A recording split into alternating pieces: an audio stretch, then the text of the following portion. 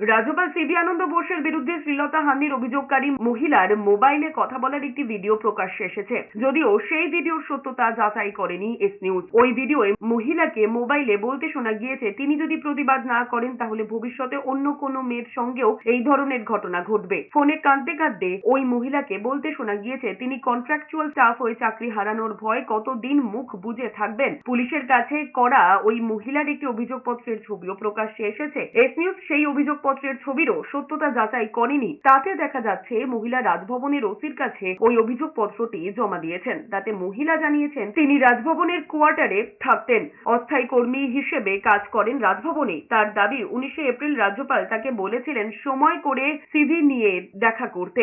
তারপর তিনি 24শে এপ্রিল দুপুর 12:45 রাজ্যপালের সঙ্গে দেখা করেন। সেই সময় রাজ্যপাল তাকে আলোচনার সময় কুপ্রস্তাব দেন। 2রা মে আবার তাকে ডাকেন রাজ্যপাল। অন্যদিকে কলকাতা পুলিশের ডিসি সেন্ট্রাল ইন্দিরা মুখোপাধ্যায় বলেছেন অভিযোগটি সংবেদনশীল হওয়ায় তারা আপাতত বিষয়টি নিয়ে তদন্ত শুরু করেছেন। পাশাপাশি আইন এবং সংবিধান অনুযায়ী কি কি পদক্ষেপ করা যায় সেই আলোচনাও করা হচ্ছে।